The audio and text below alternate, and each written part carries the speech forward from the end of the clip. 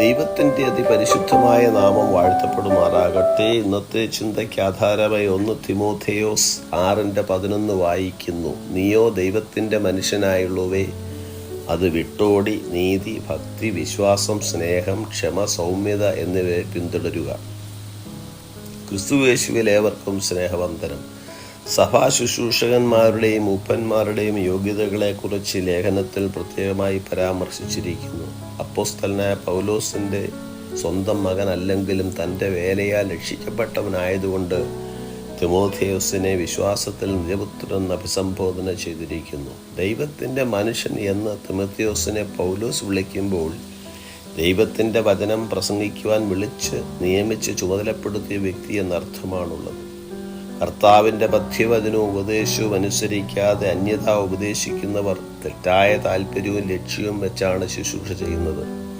അവർ പിന്തുടരുന്ന അസൂയ, ശണ്ഠ, ദൂഷണം, ദുസംശയം, ദുർബുദ്ധികളും സത്യത്യാഗികളുമായ മനുഷ്യരുടെ വ്യർത്ഥവാദം, ദ്രവ്യാഗ്രഹം എന്നിവ വിട്ടോടുവാൻ പൗലോസ് പ്രബോധിപ്പിക്കുന്നു. വിട്ടോടേണ്ടതിനെക്കുറിച്ച് പറയുന്ന പൗലോസ് പിന്തുടരേണ്ട കാര്യങ്ങളെക്കുറിച്ചും പ്രസ്താവിച്ചിരിക്കുന്നു.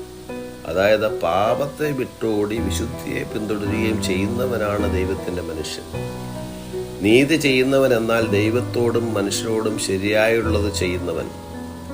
അനീതിക്കെതിരെ അനീതി ചെയ്യുന്നവനോ തെറ്റിനെ പിന്തുണയ്ക്കുന്നവനോ നീതിമാൻ എന്ന പേരിന് യോഗ്യനല്ല.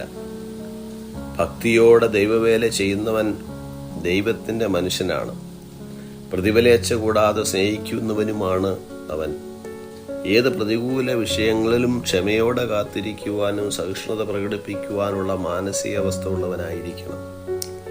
കൂടാതെ ദൈവത്തിൻ്റെ മനുഷ്യൻ നിഗളിയാകാതെ സൗമ്യതയുള്ളവനാകണം. ദൈവപുരുഷനായ യോസേഫ് പാപം വിട്ടോടുകയും തുടർന്ന് ദൈവം അവനെ ഉയർത്തുകയും ചെയ്തതായി വചനത്തിൽ നാം വായിക്കുന്നു. ഏലിയാവിൻ്റെ വഴിയെ പിന്തുടർന്ന എലീശ ഏലിയാവിൻ്റെ ഇരട്ടി ആത്മനിറവോടെ ദൈവിക ശുശ്രൂഷ തികയ്ക്കുവാനിടയായി. വിശ്വാസത്തിൻ്റെ നല്ല പോർ പൊരുതുകയും നിത്യജീവനെ പിടിച്ചുകൊണ്ട് മുന്നേറുവാനും പൗലോസ് തിമോഥെയോസിനെ പ്രബോധിപ്പിക്കുന്നു.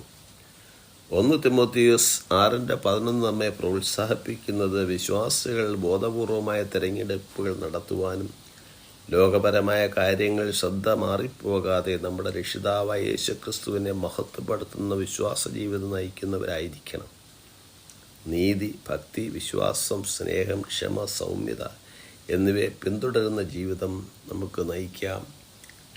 ഈ വചനങ്ങളാൽ ദൈവം നമ്മേവരെയും അനുഗ്രഹിക്കുമാറാകട്ടെ. God bless us.